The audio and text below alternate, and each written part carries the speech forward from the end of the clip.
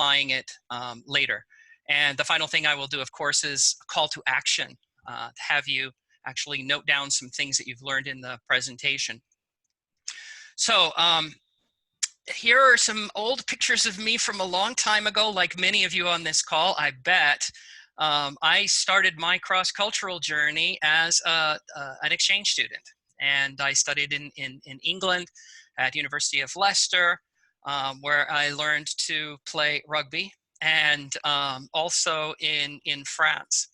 So I'd like you to think about what piqued your interest in cross-cultural, intercultural communications. So think about those things that excited you about this field, and what one or two skills or behaviors did you do to make that experience a positive experience? So positive, in fact, that you wanted to continue deepening your knowledge about intercultural communications. And I want to give you just 10 seconds to reflect.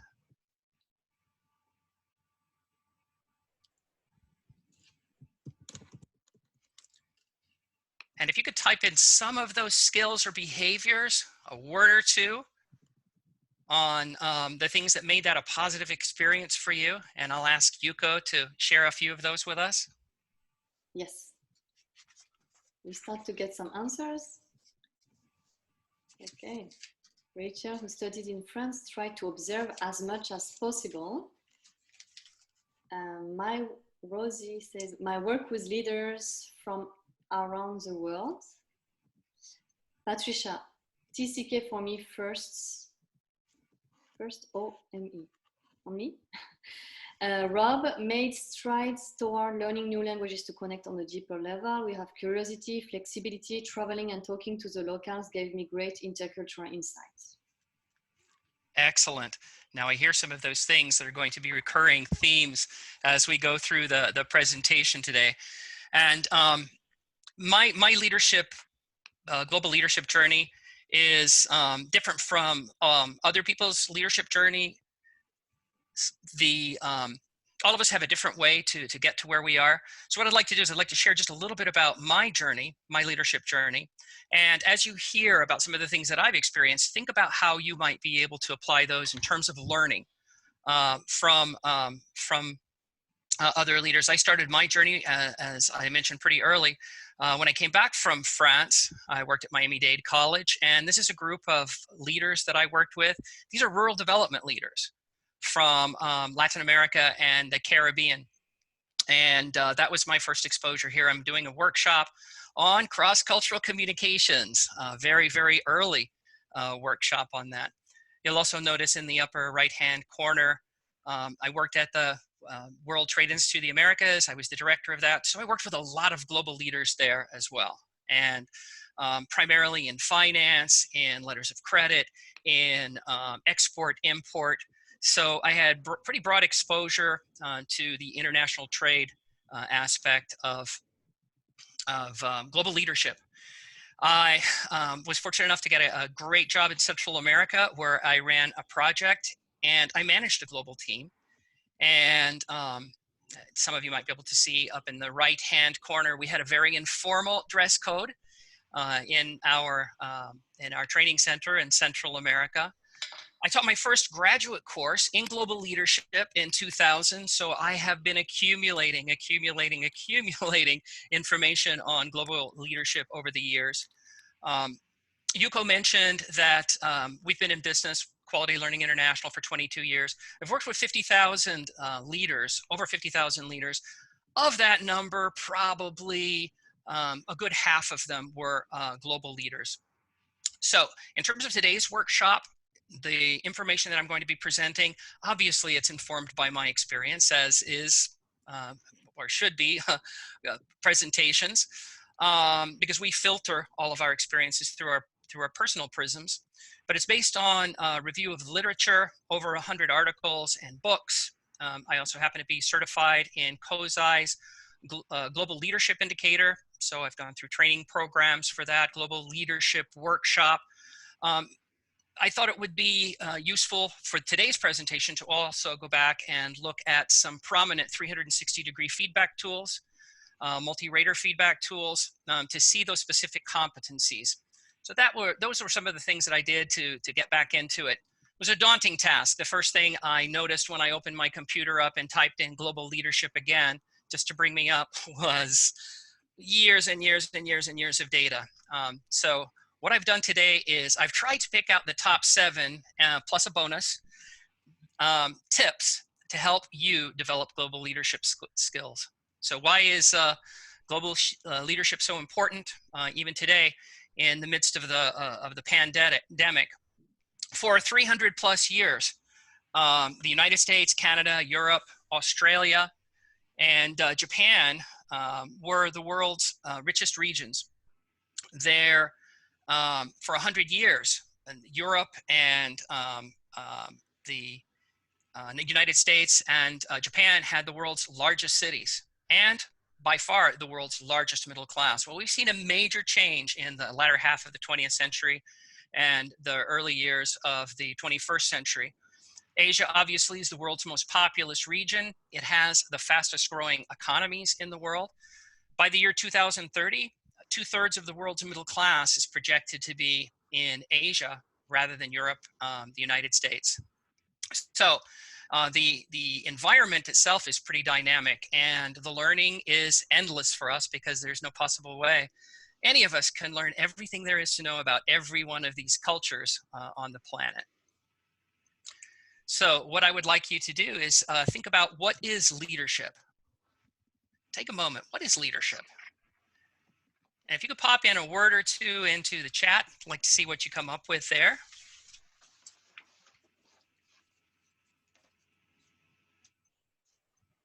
Guiding by example, we have here. Love it. Rachel. Other examples. What is leadership? We have inspire, build bridges and not walls by Guy. We have servant leadership by Annette. Walk the talk by Patricia. Innovation by Jensen. Coaching, mentoring, Patricia. Relationship building, Jensen. Thanks. Those are rich descriptors to think about leadership. I'm going to give you my definition here, and it's a simple definition. I remember a doctoral course that I took on leadership theory, and the top 50 leadership definitions, all of them had something in common. All of them had accomplishing goals and working through others, working with others to accomplish those goals. So I'll offer this simple definition as a working definition as we go through the workshop today. Someone mentioned actually inspiring others to achieve worthy goals. So we have the people side, the relationship side of leadership, and we also have the business side or the organizational side of what goals are we trying to accomplish. So global leadership, definition there. Simply add inspiring others across national borders to achieve worthy goals. So we're really looking at applying leadership to a global perspective. And that's going to be our focus here. And you'll see that many of the things that make an effective leader in one culture make an effective leader in another culture. And I'll also try to point out some of the differences. So as I was looking over those well over 100 articles in my computer at what are the top 7, the top 8 that I could give my audience today, I came up with an acronym, because acronyms are easier to remember. And this particular one, we had to work at it for a while. We couldn't find one in English. So for those of you who don't speak Spanish, we're going to say, we'll share this with you, recreada. So it was remaking. And I thought, oh, this would be pretty apt, because every time we learn something new, we're remaking our brains. We're laying down new neural pathways. So recreada, hopefully it won't be too difficult to remember. Keep in mind, this is based on reviews of the literature, but also on my personal experience. So let's start with the R. And I'm going to let you vote on this one. So what do you think the R stands for? Thinking about the research, thinking about global leadership. The effective global leaders are focused on results. They are focused on restructuring what's not working, or they're focused on really seeing reality. What do you think? Go ahead and type in the results on this one.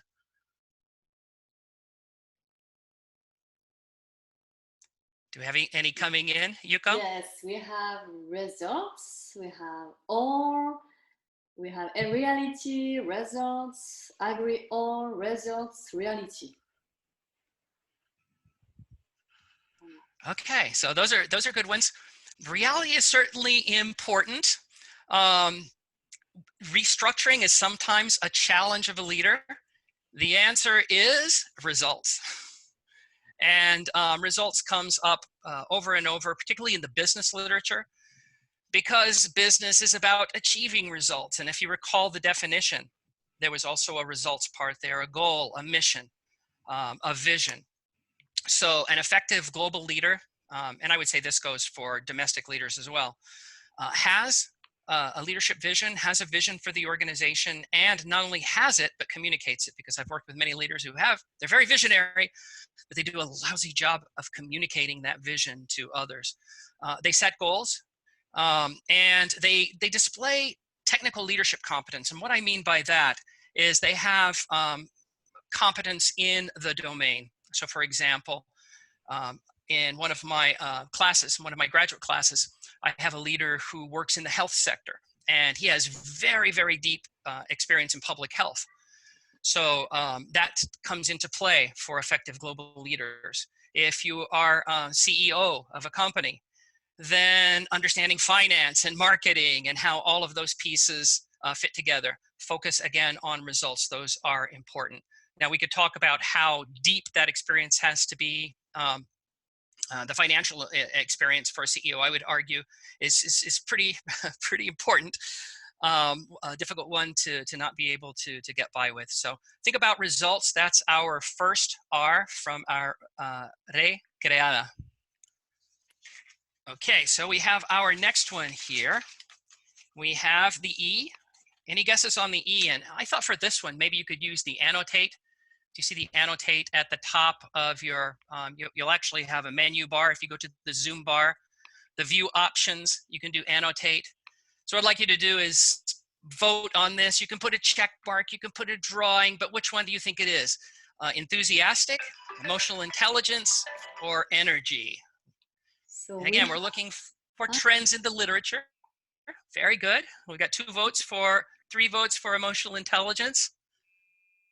we have emotional intelligence in the comments too. Any other takers out there? What is the Oh, in the comments, emotional intelligence is showing up. Okay, I love the balloon. Thank you. Some X's in the emotional intelligence box. All right.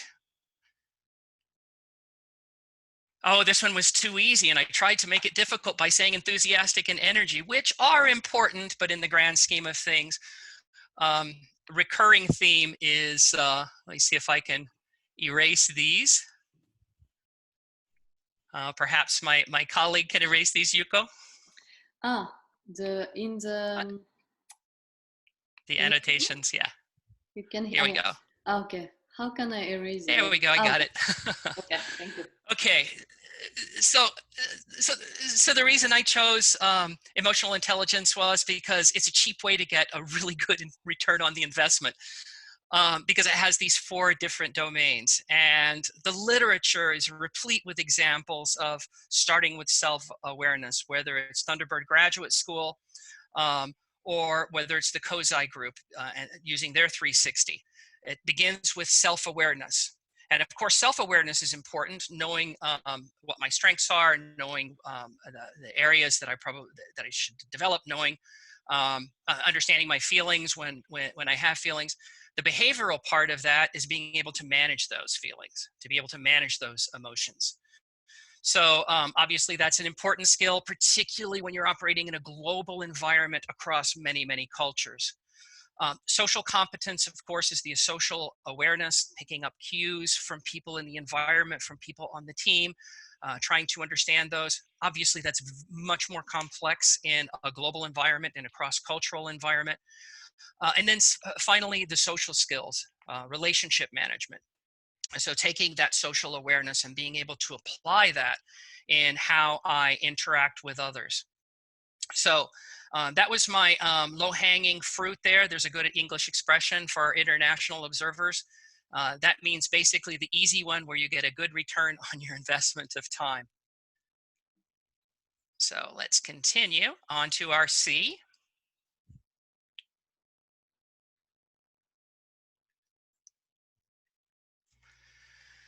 All right, so the C, what do you think the literature would show in terms of global leadership? We have candor, we have curiosity, and we have organizational citizenship behavior. What do you think? These you can simply type into the chat, whichever one you think it might be. We have Jensen, who says candor. We have curiosity, a lot coming. Curiosity, and candor. So we'll have candor from, particularly from some of my Jack Welch Management Institute students, I bet. Candor is very important to Jack Welch, and it is important for leadership. Organizational citizenship behavior was the topic of my dissertation, individualism and collectivism. That's not it either. The one that really sticks out is curiosity. So curiosity about people, understanding people, getting to know how they tick, curiosity about culture. So it's not that the other two areas aren't important. Candor is obviously important. How we use candor, I would argue, across cultures is very culture dependent.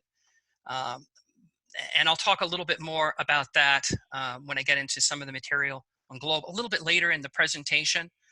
But tell me what you're thinking. Just put everything on the table. Be direct with me. There are cultural elements to that. So curiosity, and I would also put here taking some risks, stretching a little bit to find out more about people. So we're talking about not just the interest in people, but also the deliberate actions of finding out about people. So what do we have? We have our R now. What do you think the R could be? You can see there are two spots there for the R. I know people will get this. I'm not giving you any hints on this one. Those of you who are familiar with the cross-cultural literature, with the intercultural communications literature, I bet you'll get this. So go ahead and type in your answer, if you wouldn't mind, into the chat box. I want to keep you as involved as possible. What do you think that R stands for? What would pop out of the literature on global leadership?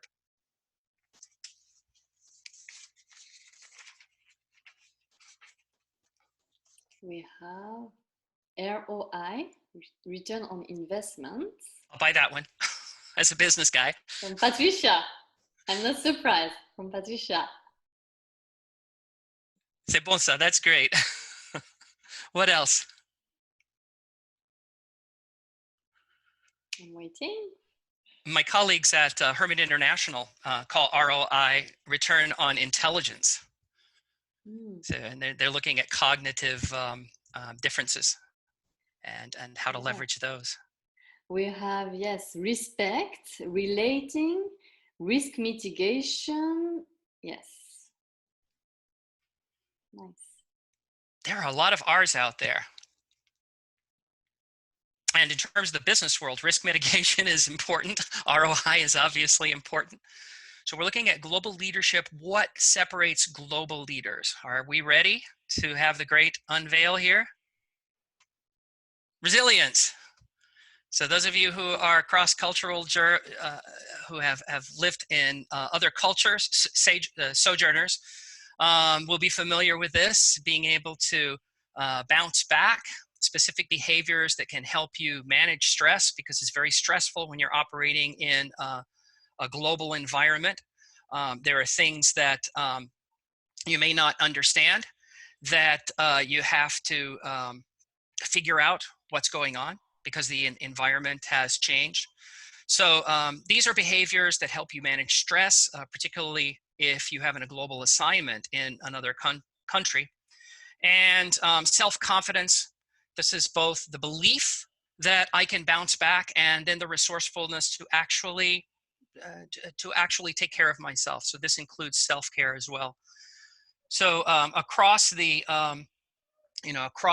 literature, resilience is a common theme.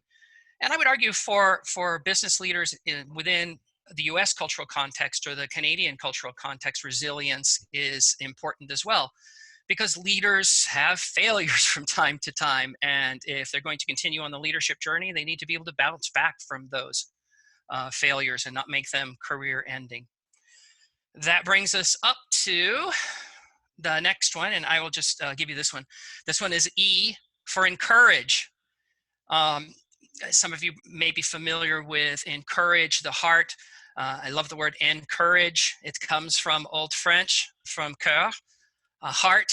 So it's really inspiring people to bring their heart to bear, to win their heart in terms of accomplishing those goals that we mentioned before. So under that, I have inspire and motivate. And in one of my graduate classes that I'm teaching, we have a case study by Satya Nadella, and perhaps some of you know him. This is something that he's very, very good at. He when he first came to the company, he made it a point to observe others, to listen, to be curious, to find out, and really he helped turn Microsoft around. This is something I think that's really interesting. That's what I was looking for here. 95% employee approval on Glassdoor. So he's done tremendous thing. 95% of Fortune 500 companies now use Azure.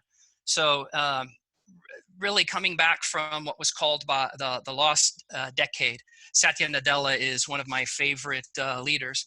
And like most global leaders, he brings with him his background. So his humble beginnings in India. Okay, the next one is an A. So instead of thinking about the A, I'd like you to count those squares and very quickly tell me how many squares you see. Type it in.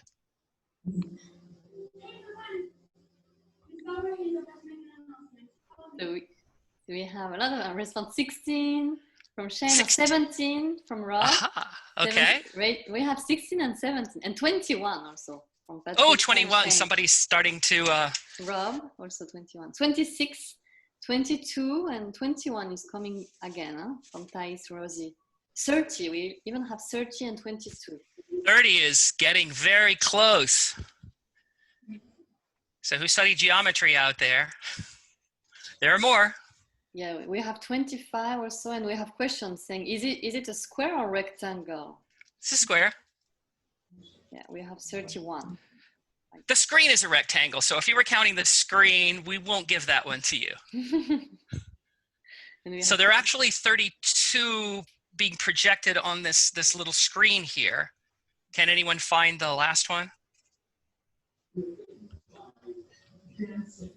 The word square is the last one. So if you count them up, the big square, the corners, the 3x3s, plus the word square, you'll have 31. But this is even worse than that.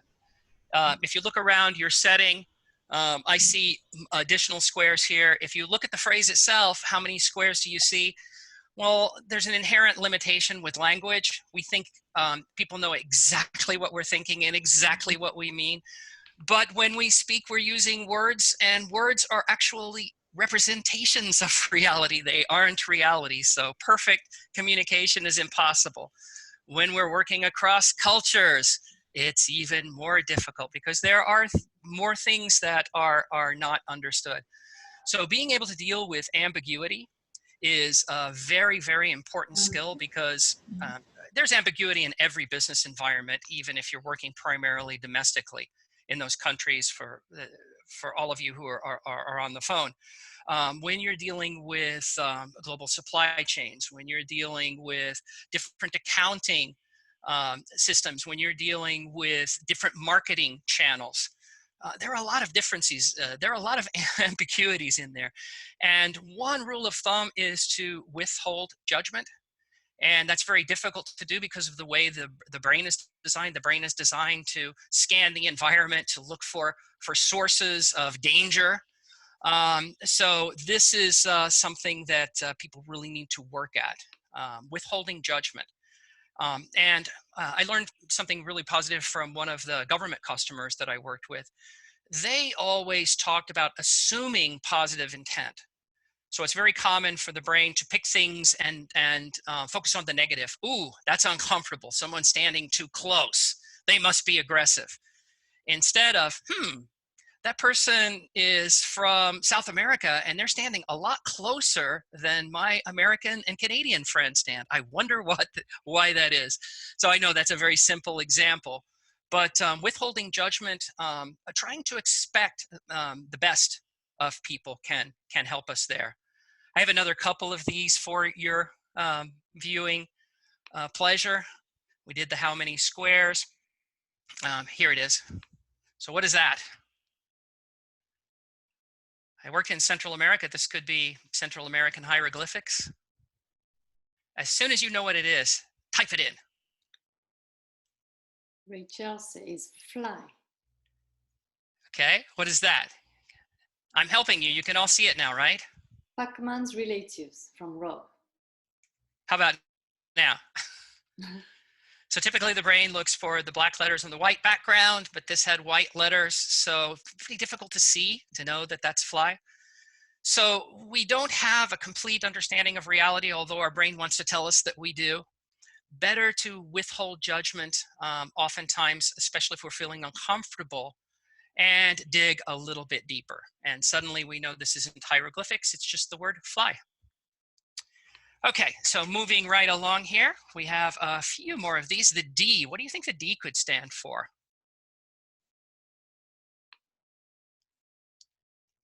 Go ahead, type in some guesses. It's okay to be wrong because hundreds of articles out there. Whatever you type in is probably right to a degree. Yes, we have determination, direction, determination, development. I love all three of those. Those are great. Keep digging. What else do we have out there? Decision making, dare, diversity. Ah, diversity. Very interesting. Let's do the great unveiling here. And so differences, diversity, looking at differences across cultures and being able to leverage those differences, and diversity is perfect, and sometimes creating a third way.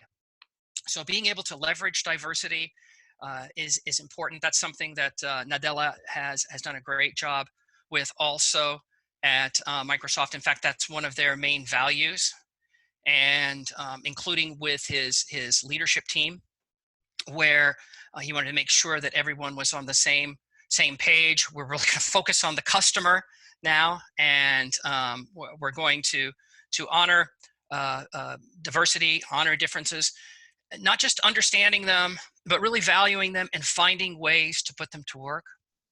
I often use a tool. I work a lot with cognitive diversity. The Herman Brain Dominance Instrument is one of my favorite tools.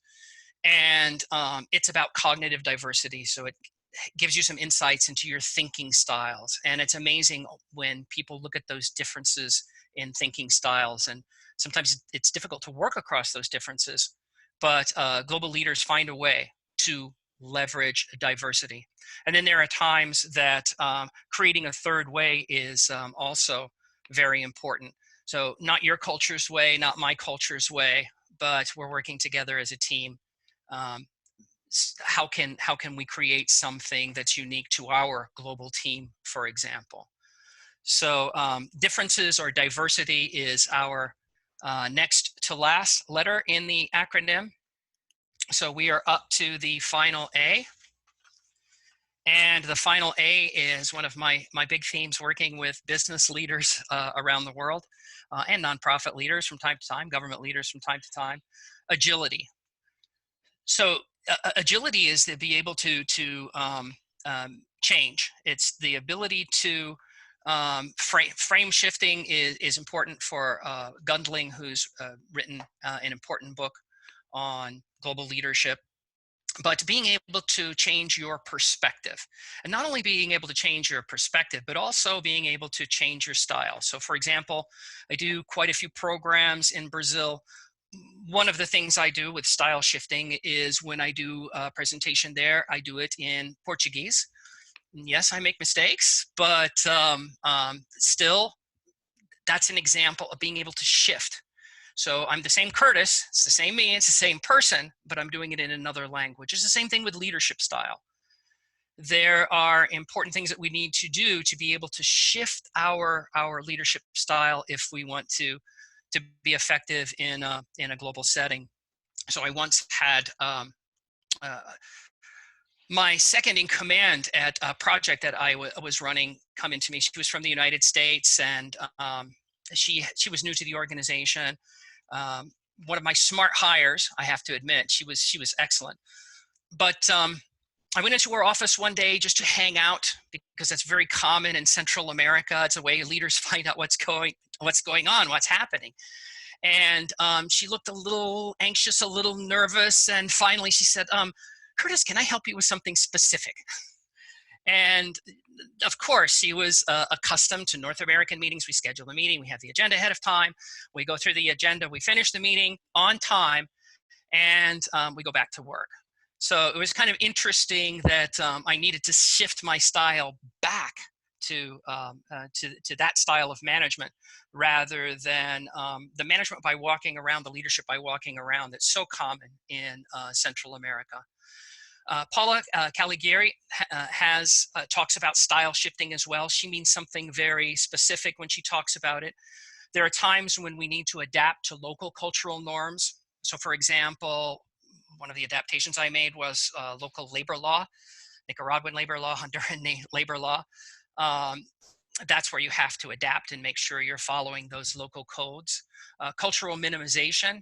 So when it comes to a value such as diversity or integrity, those might be examples of values where you'd minimize cultural differences. And then cultural integration. I talked a little bit about this before, thinking about Gundling's work.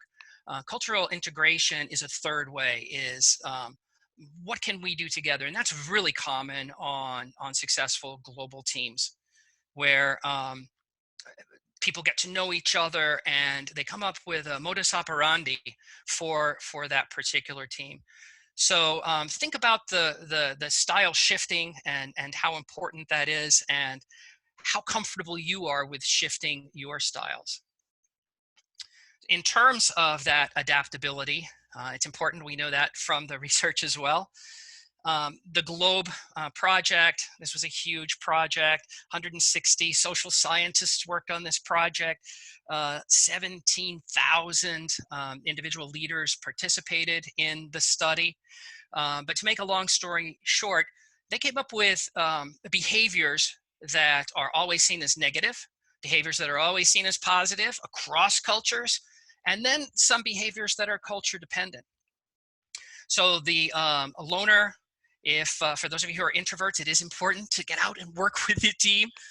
Dictatorial didn't work across any culture. People might comply with a dictator, but you don't encourage people's hearts. The trustworthy and encouraging, although there are cultural elements, I will tell you too, trustworthiness and building trust, it was a universal. So building trust and having trust and trusting people is important. And encouraging, one of our acronym letters, was there as well. People, regardless of culture, encouragement is important. How you encourage people, of course, will have a cultural component. And then cultural dependent. As many of you on the call know, maybe most of you on the call know, that there are cultures that are more individualistic, and then there are cultures that are more group-oriented. So whether those are seen as positive traits or not in the global leader are culture dependent. And the other one is direct and indirect. And some of you are familiar with Hall. He talks about this direct and indirect, low context, high context, he calls it. But low context, most of the message meaning is in the words, and the words are very specific. I'm going to tell you exactly how I feel, and I want you to do the same for me. And then more indirect, more high context, where you need to take in variables from the context itself to really understand the communication. And those differ across cultures. many of you have probably seen the example of a new global leader. They take over and there are people from, let's say, 7 different countries that report to them. Now, if you disagree with me, I want you to speak up. I gotta tell you, that's not gonna cut it. They're not going to speak up because you told them to speak up one. There are other things that you need to do because not everyone is an American or a German. Americans, Germans, Dutch tend to be more direct in their communication compared to Brazilians, Chinese, who are more indirect in general as cultural attributes. So keep that in mind as well as we go further. And here is the summary of the recreada format. And these are the important things to keep in mind, the tips to help you be a more effective global leader. And with that, I have just 2 more slides, but I thought we might ask for a few questions. It looks like we have some time still. Yes, we do. It's 12:41, so we have time.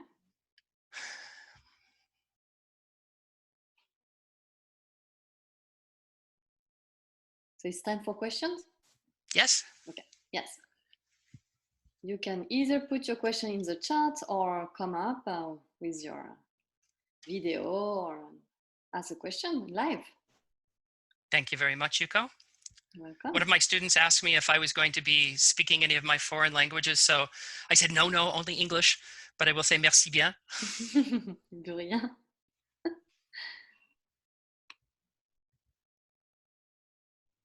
If you want to come alive, you can unmute yourself. All right, I'll jump in and ask a question. Yes. So I have my own answer and I'm looking for other answers. So Curtis, I want to tap into your wisdom. When we see curiosity and inquisitiveness, what's the reaction of global leaders? Like, how do I do that? Because for me, curiosity is part of me. For others, they have to go out there and experiment, right? We always talk about experiment, try the culture, talk to people. So I'm an extrovert, I'm curious naturally, so I know the answer here, but how do others tap into that? So a great question about curiosity. It seems like something innate. You're either curious or you're not very curious. And there may be an element to that. I'm not going to come down on one side of the academic debate or the other. I think curiosity is actually something that you can develop, and by asking lots of questions, especially when things don't seem the way they should be, because we have our expectations as individuals. When those expectations aren't met when we're interacting with other people, something's going on there. So there's always something to discover. There's always something to find out. So asking questions, practice asking questions is very, very important. You can practice this when you meet someone new. Asking them, so tell me a little bit more about yourself. What do you like? Talk about hobbies, talk about preferences, talk about the kinds of things that we talk about to get to know people. I think that's the simplest and best answer. So thank you for that, because and Yuko and I know that they're good questions. And then there are questions that you need to rephrase. So for example, with our webinar that we did in Cita Europe about what are you, so make sure that you ask the right questions, open-ended questions that really show the person that you're truly interested in learning about them, that it's not guiding your own thoughts, your own biases. So absolutely, that questions. Thank you so much. Thanks for asking it. Yes, and I would add that, businesses struggle with this all the time.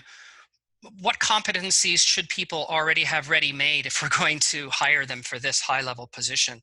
So I was talking about results focused. So there are some skills in there that are very important for a business person, whether you're from India or from the Philippines or from the United States.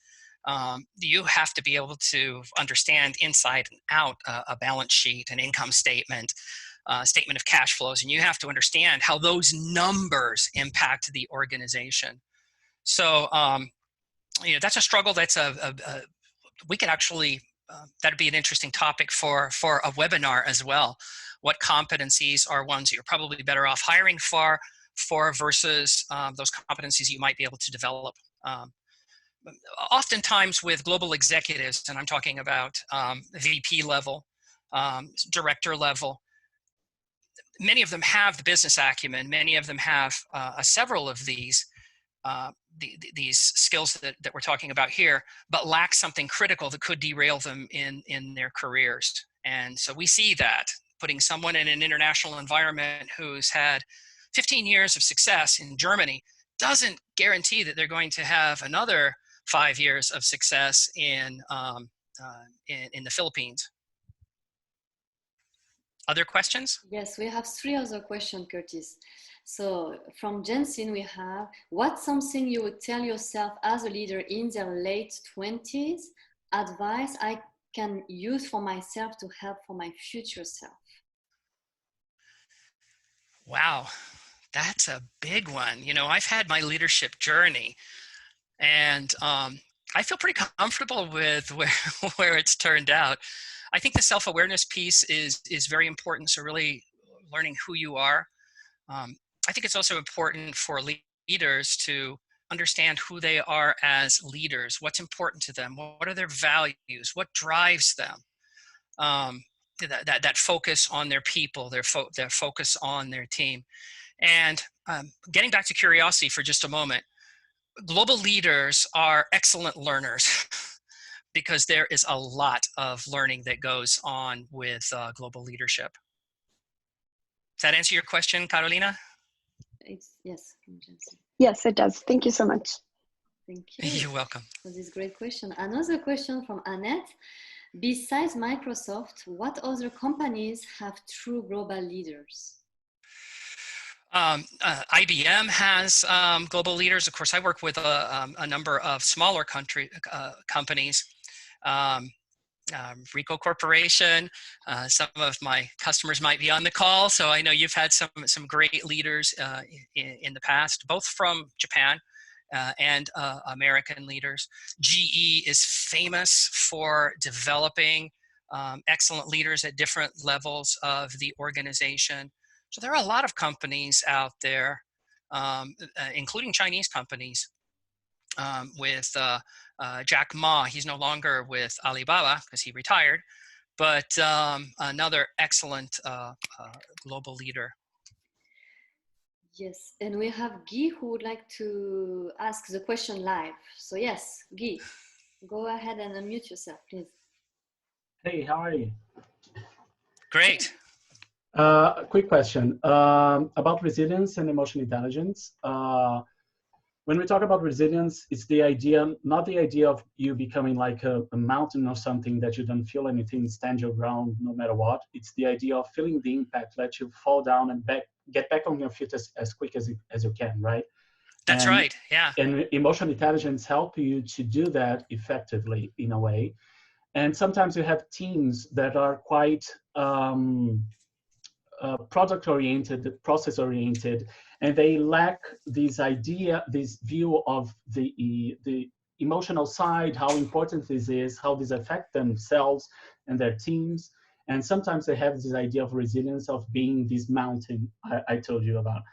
How would you approach these sort of teams to help them see this difference and acknowledge that and incorporate that in their daily basis?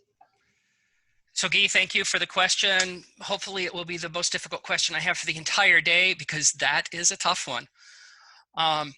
You know, our brain is designed to protect us, to protect our ego, and I mean ego not in a negative sense, but who we are.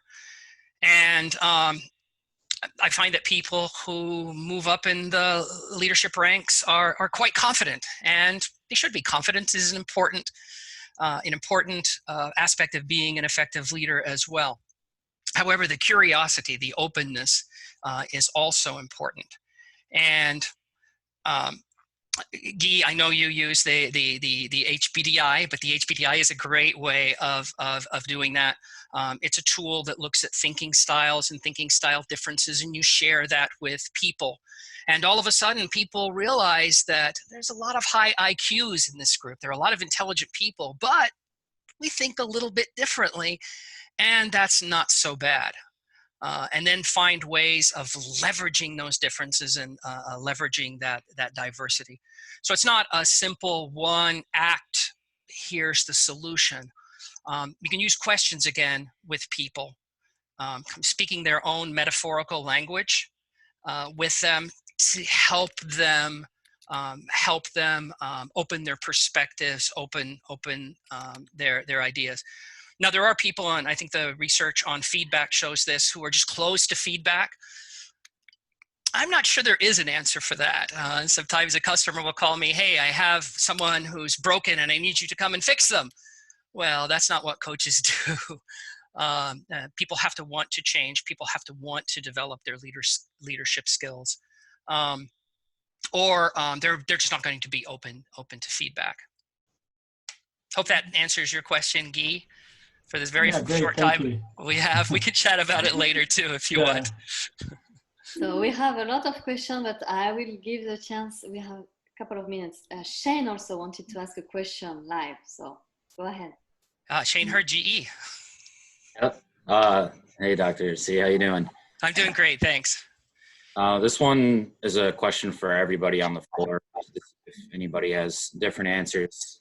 When I'm looking at this list, the one that really pops out is ambiguity, just because I've had issues with ambiguity even when there's not that many cultural differences. So it could be somebody that lives next door and I'm talking to them, but what I'm trying to say, they're perceiving it differently than how I'm asking. So in a cultural, when there's cultural differences, what are techniques that others use to help minimize the amount of ambiguity? And then just to expand on that a little further, sometimes I think ambiguity is actually good. If you're trying to brainstorm a little bit, if you ask an ambiguous question to a diverse group of folks, then you'll get different types of answers that you didn't even realize were there. So sometimes you can use that as a great tool. Other times, if you really need a direct answer, it's important to make your question clear so everybody knows what you're saying. Yeah, we'll add that to the question. To ask ambiguous questions as well.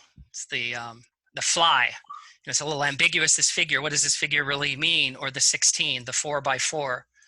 It's a little ambiguous because language itself can be very imprecise. Well, language itself, I would argue, is imprecise. So who is the answers to Shane's question? I just have a comment about it, and I want to bring Yuko into this. I love asking ambiguity. I think it's opportunity to learn. It's stepping outside the box. It's a brain massager, Shane. But when you deal with the French or the Germans who don't like to be put on the spot, it's like, I'm getting tested, the exam I did not prepare for. You've got to be careful again culturally. But yeah, I think it's something good to tell a global leader to have, but to be very careful whom and how to ask an ambiguous question too. Yeah. Yuko? Yes, I totally agree. And there are some cultures, like Japanese culture, I'm half Japanese, where they don't really like questions like yes or no. They don't want to be put on the spot. So if you ask so they prefer an indirect question. So sometimes it can be ambiguous. Thanks, Patricia and Yuko. Yeah, so as a leader, how would I know how the individual likes those questions phrased? Would it be understanding the general idea of the culture, or would it be having a conversation with them, emotional intelligence? That's a great question. That's a great question. And I'd like Yuko to, I'd like to hear Yuko's opinion on that as well. When you're dealing with very high context in a very high context culture, and we're using language, we're trying to use precise language to nail down the specific issues. When a person has a different preference for communication to begin with, it can be a little bit like this, communicating like this. So I think something you said really is important, and that's to learn as much as you can about these big cultural differences that exist out there. Getting to know people one-on-one, I think, is a great strategy too, Shane, where you spend some time with them and learn more and more and more about them. Asking a direct question, though, is not always going to get you a direct answer. Yuko? Yes, I totally agree with what you just said. I think the first step is to know about the general cultural context of the country and to learn about, and then to have one-to-one discussion. I think that's the best, especially in countries, yeah, like Japan or China, where they prefer to have a one-on-one discussion and not being put on the spot in front of a group. So I think that's, for me also, that's key to have the two, the theory and the practical aspect by having this one-on-one discussion. One other possibility is the last one that I'll mention is, I hate this term, there's got to be a better one, cultural informant. So someone who maybe is bicultural or understands the culture of the person with whom you're working and might be able to kind of give you some insights and share with you what might be going on. One individual, however, does not represent culture. So it's only one suggestion for getting some kind of imperfect information, but a possible source of kind of figuring out what might be going on culturally in that particular interaction. All good stuff. Thanks everybody for the input. Thank you. So it's already 1 p.m. So for those of you who need to jump out, we would like to be mindful of your time, so you can do so. I will send you the recording by email to all of you.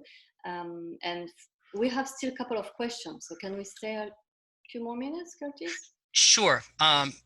Let me show you a couple more slides and I can stay on for another three minutes. I have actually got a faculty meeting to run to right after. Okay. But I did want to show you this. Here are some experiences to help you develop these global leadership skills.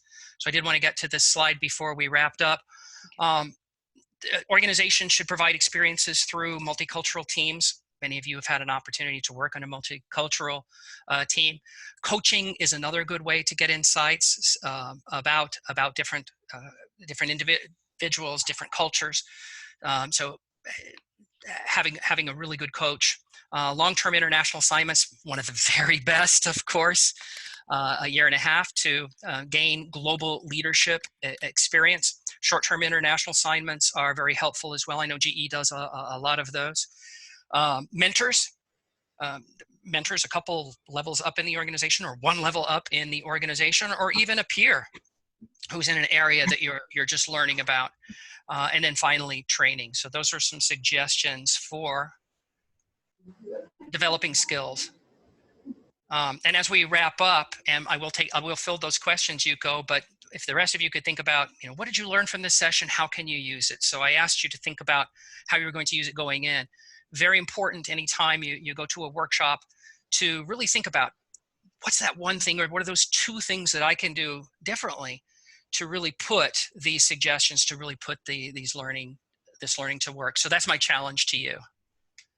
Yuko, I think we have time for one more question, and then I can answer the other question and send it back to the person if you get that person's email. Okay, yes. So we have one question from Embelia, and the other question will be answered by email later by Curtis. Okay, so Embelia's question, just let me find the question. Sorry about that. Yes, okay. Have you ever encountered a situation where the local culture was just counter to a delivery under pressure? If so, how did you handle that dichotomy? Wow. Yes. The short answer is yes. And I'll give you insights to how I handled it, but I'm sure there are better ways to handle it. If you're working in a multinational organization, in international corporation, of course, it's important to be able to meet deadlines. It's important to clarify with individuals the problems they're having before they have them. So if you're working with people from a higher context, culture, you have to work a lot harder at finding out what's going on and keeping the communication going. So people will even let you know that there's a chance that we're going to be missing deadlines. So I think that's probably my biggest piece of advice. Really grow to learn the culture so that you can have the one-on-ones with people and you can sense when things aren't going well. Having clear milestones can help too, so you can see when the milestones slip. speaking to people in a culturally appropriate way, because we want to keep people's hearts engaged when we're attacking organizational problems and trying to deliver things to customers. So keeping that in mind as well, what's the most important, what's the best way to communicate with this individual to give me the highest probability of success and maintain their heart, because I want them to be producing at a high level, and I want them to want to be producing at a high level. I mean, sometimes they're simply tell people what needs to be done and expect it. And I think that style can work for a very short period of time. But as we see from the literature, it is important to encourage people and to gain people's heart in the long term anyway. So thank you all for the question. Yuko, thank you so much again for the opportunity to share a little bit on my experiences from in global leadership. I think you wanted to talk about some upcoming events with the group. Yes, yes, I would like to thank you first of all very much, Dr. Curtis, for doing this webinar. We learned a lot from you. We have a lot of comments here. People say, thank you, Curtis, thank you, Yuko. They say they love the idea of maintaining their heart. Annette said that she learned a lot about characteristics of a global leader. I think everybody really enjoys the webinar, and you will be able to watch the replay. Yes, I just wanted to share quickly my screen with future events that you could enjoy. There will be future. Can you see my screen right now, everybody? Yes. So this will. And I'm going to log off and run to my faculty meeting, Yuko. Sorry. Okay, thank you so much. No problem. Thank you very much, Curtis. So just here an idea of next events that are coming up with by Sieta Florida. So you will have webinars in May about managing remotely, start with mitigating bias, and we have a Zoom virtual hangout also. You're all welcome to join, and you can see here the list of webinars. We will have one per month on different topics, and if you have any idea, please reach out to us. We would be happy to also have your contribution. And if you would like to contact us, you have here our email, sietaflorida@gmail.com. You have the website also, sorry for the mistake here, website, Sieta USA website, and you can follow us on Facebook and Instagram and LinkedIn at Sieta Florida. So thank you very much again, all of you, for joining today. And I will be sending you the replay, and if you have any question, please send us an email. Very much. Thank you. And stay safe. Yes, everybody, stay safe, stay healthy, stay connected. Thank you, Patricia, for that. Bye, everyone.